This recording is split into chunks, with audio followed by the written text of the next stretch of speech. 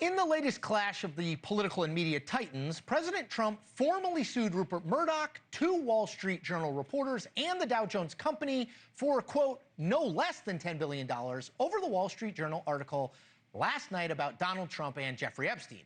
Which means that in a single day, both Rupert Murdoch and Stephen Colbert drew Donald Trump's public wrath. Wouldn't have thought that, but well, here we are.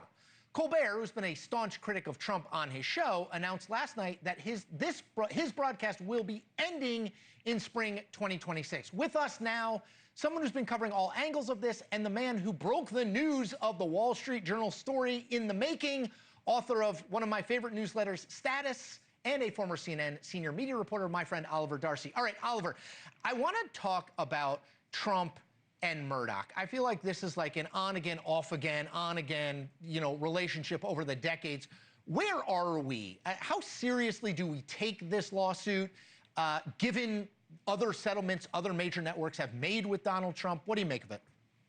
I think it's definitely an escalation between the Murdoch and Donald Trump. I don't really take the lawsuit too seriously because it seems like the Wall Street Journal is on very firm ground here. And I highly doubt they would have published this story had they not thought they can defend it against a lawsuit from the president, given how litigious he is, and also given the fact that he warned them he was going to file a lawsuit if they published the story. He called the Wall Street Journal ahead of time and threatened Emma Tucker, and who's the editor-in-chief over there, and told them that if you publish a story, I'm going to file a lawsuit. And so here he is doing it. I think it's different than the lawsuits that we've seen settled by other media companies because most notably, unlike the Paramount 60 Minutes lawsuit, there's no pending merger with the government or merger that needs government approval or anything like that that's happening. So there's not as much leverage that Donald Trump has over Rupert Murdoch. And so I think at least if it's just going to be this lawsuit and that's the only thing in question, I think the Murdoch owned Wall Street Journal has a really good argument here. And can you, Oliver, I know you're a student of this, can you just talk about, I mean, Rupert Murdoch, some people credit him with electing Donald Trump. Donald Trump has said, some of the things that he owns, that Rupert owns, they've been too critical of him. What is the I mean, is this an icy relationship currently, or is this just two guys sort of playing the game they know how to play? I don't think these two guys like each other very much, is the read I get. Have always not liked each other, Oliver, or is this new?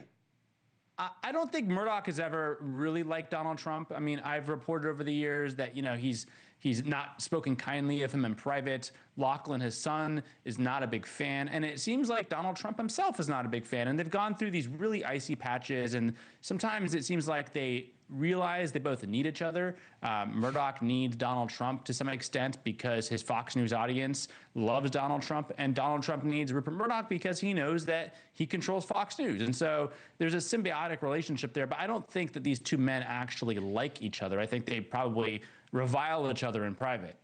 I want to quickly get you on Colbert. How much of this, you mentioned Paramount settling a previous suit related to 60 Minutes and a Kamala Harris interview. How much of this, in your estimation as expert, somebody who watches this stuff, how much is this about late night TV, linear cable, that linear broadcast is just in decline? Stephen Colbert made a bunch of money and the economics don't make sense. And how much of this is Paramount is still trying to merge with Skydance and they don't want anything getting in the way of it? Give me a percentage if you can. I'm putting you on the spot. Yeah, I think the new owners coming in, I think they didn't want Stephen Colbert there because he's a liberal face, liberal person on the network who's constantly needling Donald Trump, and it was going to cause problems for them. And so I think that ultimately was the core driving force behind getting rid of him.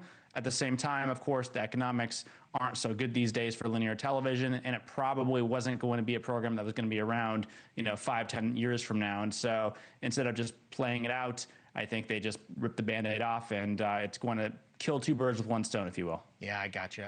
Oliver Darcy, thank you for spending some of your Friday night with me. Folks, subscribe to Oliver's Status newsletter if you care about the media machinations. I certainly do, and I love it. Thank you, Oliver. Thank you for watching. Subscribe below and download our NewsNation app right now on your phone, and you will get fact-based, unbiased news for all Americans.